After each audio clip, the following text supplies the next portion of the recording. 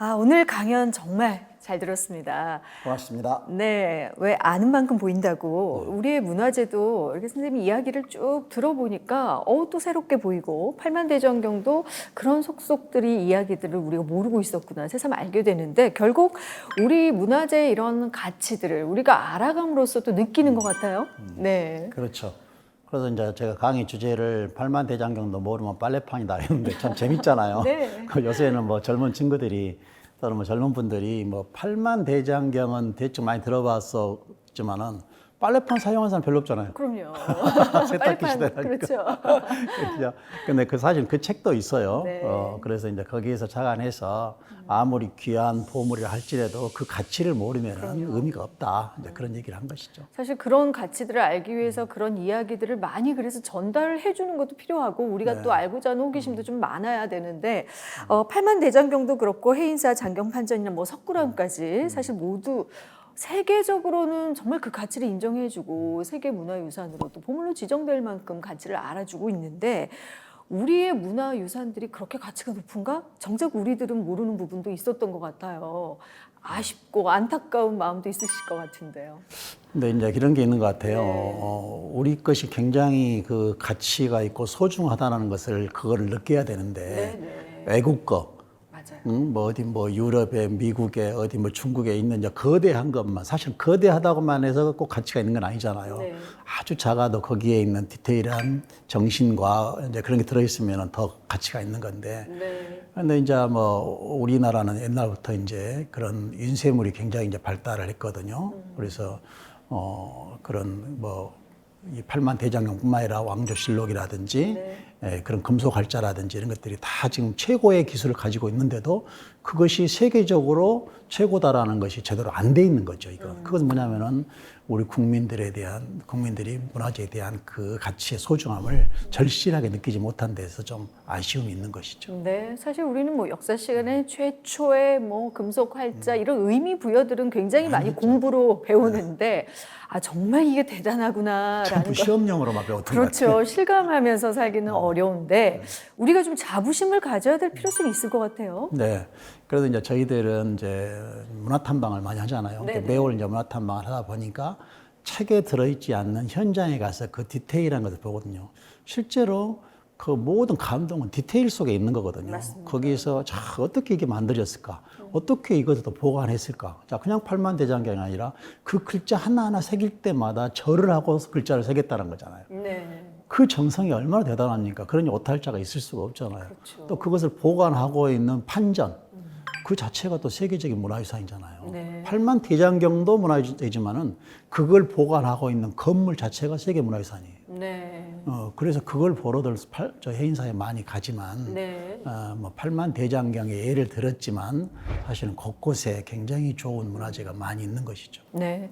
앞서 말씀해 주신 것처럼 마치 외국의 것, 뭐 세계적인 것에만 우리가 좋다라고 느끼는 그런 문화가 결국은 새로운 것을만 쫓는 그런 이제 사람들의 마음, 사실은 익숙하고 오래된 것들이 명품인데 그런 것들을 우리가 좀 고쳐야겠다, 인식을 바꿔야겠다는 생각도 듭니다. 그 속에 담겨 있는 스토리, 그렇죠. 인간적인 감동적인 스토리, 네. 이런 게 중요한 것 같아요. 우리 이제 굴에 가면 화엄사 있잖아요. 네. 근데 그 화엄사도 한국 전쟁 때에 그걸 갖다가 이제 그 불을 지르려는 상부에 지령이 내려와요. 왜냐하면은 북계군이 거기 굉장히 많이 거기에 숨어 있었거든요. 그런데 그때 당시에 차이력이라는 총경이 야, 이거 빈대 잡자고 초가상간 불태워? 있을 수 없는 일이잖아요. 이게 천년 된 고차를 전쟁통이라고 해서 괴뢰군 잡자고 이게 폭탄을 떨어뜨려야 한다. 있을 수 없다. 그 어떻게 생각하냐면은 문짝만 떼어다가 그 건물 앞에다가 딱 해놓고 불을 태워서 사진 찍어서 보낸 거예요. 네. 그래서 이 화엄사가 살아남은 겁니다. 그래서 나중에 그게 평가가 돼가지고 화엄사 경내에 들어가면은 차이력 총경에 공적비가 세워져 있어요. 네. 당신의 위대한 정신이 이 화엄사를 지켰노라. 근데 똑같이 팔만대장경이든 해인사도 마찬가지입니다. 근데 해인사도 당시에 미군들이 명을 내리기를 그 해인사 내에 북계군이 굉장히 많이 숨어 있었어요. 네. 그래서 폭탄을 떨어뜨려야 했는데 당시에 김영환 대령이 있을 수 없는 일이다. 네. 그 천년 고찰에 우리의 세계적인 문화유산이 가지고 당신은 세계적인 지정은 안 됐지만 네. 그런 문화재를 가지고 있는 여기를 불태우면 어떻게 되겠냐고 다른 데다가 폭탄을 떨어뜨려 가지고 그걸 살아나거든요. 근데 그때 당시 체포가 돼요. 네. 상부의 지령을 어겼다 해가지고. 그래서 조사를 받는 도중에 뭐라 하냐면 나는 죽어도 좋다. 그러나 우리의 문화재는 지켜야 한다라는 그런 얘기를 하게 됩니다. 네. 그래서 미 헌병이 조사를 하다 말고 탁 격려를 붙였다 그러잖아요. 당신 같은 군인이 존경스럽다. 전쟁통에도 지키려는 그분들이 있었기에 정말 지금까지도 그 가치가 이어져 오지 않나 싶습니다. 그래서 우리는 네. 그 문화재도 중요하지만 네. 문화재를 지키는 정신을 이어가는 것.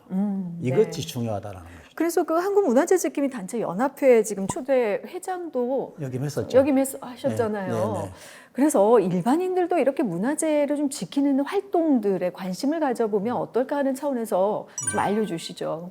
물론 이제 환경을 지키는 환경 운동가들 있잖아요. 네. 근데 이제 보이지 않게 문화재를 그 지키는 사람들도 꽤 많습니다. 지금 한 전국에서 한 10만여 명이 이제 활동을 하고 있는데 그렇군요. 예, 광주에도 전라도도 꽤나 많아요. 그래서 문화재 지역에 가서 이렇게 정화 운동도 하고 그다음에 그 뭐 간단한 보수 같은 것도 하기도 하고 또 홍보도 하고 이제 이런 시민 어떤 볼런티어 이제 운동이죠. 네. 그래서 이제 그런 운동들이 자꾸 이렇게 함께 했으면 좋은데 언제든지 그런 데 관심 있는 시민들은 네. 저희 대동문화재단으로 연락 주시면 함께 할 수가 있습니다. 네. 같이 가서 뭐 청소도 하고 보수도 하고 이런 네. 일들을 그러면서 그냥 그것도 쉽게 하는 거죠. 같이 공부하기도 하고요. 공부하기도 하고 그리고 이제 소외된 문화재들도 분명히 있습니다. 뭐 우리 지역만 해도 그냥 매번 오가는 곳인데 문화재였던 곳들이 있거든요. 네. 그런 것들을 좀 찾아내고 가꾸고 알리는 노력도 필요할 것 같아요. 그렇죠. 이제 흔한 말 이런잖아요. 뭐 풀 한 폭이 돌멩이 하나에도 거기에 아주 선현들의 얼이 숨겨 있다. 이런 말 하잖아요. 네. 그냥 발로 툭 잡으면 돌멩이지만 그게 어떻게 여기에 만들어져서 여기까지 왔는 걸 알아보면 참 재미있는 것이잖아요. 네. 그래서 그런 것들인 것 같아요. 그러니까 전통이라는 것은 이어져 가는 게 전통이잖아요. 그래서 사실은 오늘 우리가 살고 있지만 1000년 후에는 오늘이 옛날이에요. 네. 그렇죠. 그렇죠. 그러니까 오늘의 굉장히 중요한 것을 잘 지켜나갈 필요가 있는 것이죠. 네, 전통을 지키는 일은 정말 어떻게 보면 방금 말씀하신 것처럼 정신과 그런 선조들의 어떤 마음들을 꾸준히 우리가 마음속에 간직하는 일이다라고 말씀을 해주셨는데요. 다음 세대에게 우리가 물려줄 가장 소중한 것이라고 생각해도 되겠죠? 네. 그래서 이제 그 다음 세대에 물려줄 것은 어떤 뭐 건물이 중요한 게 아니라 정신입니다. 네. 정신 문화인 것이고 그래서 우리 것을 지키려는 우리 것을 제대로 알려는 노력 이런 것이 중요하다 이렇게 생각을 하거든요. 그래서 지금 우리가 광주가 예양이라고 말하지 않습니까? 네. 근데 예양이니 뭐 이런 것은 전부 다 전통 문화가 있는 것 그런 것을 토대로 해서 나오는 말들입니다. 근데 이런 전통 문화에 대한 인식이 자꾸 열버진 것에 대해서 굉장히 아쉬움 같은 것이 좀 있어요. 네. 그래서 우리 후손들이 또는 우리 어린 또 학생들이 이런 전통에 대한 것들 좀 관심을 가져줬으면 하는 그런 바람을 가지고 있습니다. 네, 우리의 문화의 힘이 그 어느 때보다 위상이 굉장히 높은 시기입니다. 네. 하지만 그 문화가 우리의 전통이 밑바탕이 됐기 때문에 지금의 또 문화가 있다라는 그렇죠. 점에서 정말 아이들에게도 우리 전통 문화의 교육은 꼭 필요할 것 같아요. 그렇습니다. 지금 뭐 K-팝이니 뭐니 다 세계적으로 이제 그런 히트를 치는 것들이 네. 이제 우리 전통의 것을 바탕으로 해서 하기 때문에 히트를 치는 것이지 전부 서구적인 것만 갖다 그대로 하면은 그것은 무슨 의미가 있겠습니까? 네. 그래서 너무 우리 것을 폐쇄적으로 지키자는 것은 아니지만 네. 우리 것을 바탕으로 해야 한다는 것이죠. 그리고 나서 또 새로운 것도 받아들이는 이런 것을 우리는 법고창신이라고 말하지 않습니까? 네. 그런 자세가 필요하다 생각합니다. 오늘 말씀 이렇게 쭉 듣고 보니 정말 이제 전통 문화 하면 이게 막 올드하고 진부하고 이런 생각들을 가질 게 아니라 지금의 우리의 문화의 위상을 생각했을 땐 정말 자긍심이 필요하구나, 소중하구나라는 생각을 하게 됩니다. 갈수록 더 네. 빛이 나는 것이 전통문화예요. 그래서 이제 저희 대동문화재단에서 전통문화 대상이라는 것을 주고 있거든요. 네. 예, 그래서 이건 뭐냐면은 한우물 파는 사람. 그러니까 어떤 분야든지 한우물 오랫동안 이렇게 힘들게 이제 매진해온 사람들을 격려하자 해서 주는 것이 전통문화 대상인데 네. 그래서 거기에 약간의 전통적인 문화적 가치를 더하고 있는 사람들을 주는 상이 전통문화 대상인데 매년 그 수여를 하고 있거든요. 네. 참 좋은 취지네요. 그런 가치가 좀 더욱더 빛이 났으면 하는 바람입니다. 네. 마지막으로 뭐 시청자분들께 더 전하고 싶은 말씀이나 오늘 강연 마무리 지으면서 한 줄 평 부탁드리겠습니다.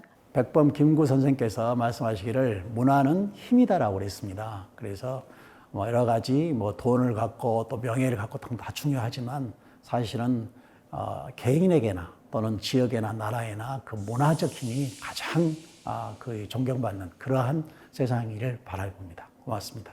네, 오늘 말씀 잘 들었습니다. 고맙습니다. 최근 K-팝부터 드라마, 영화를 비롯해 음식이나 패션 등 생활 문화까지 우리의 문화가 세계적으로 큰 인기를 얻고 있는데요. 우리나라의 전통 문화재에 대해서 좀 더 적극적으로 알리는 노력을 한다면 세계가 함께 그 가치와 매력을 즐길 수 있지 않을까요? 자, 오늘 내일을 여는 보이스는 여기서 마무리 짓겠습니다. 함께해 주신 여러분 고맙습니다.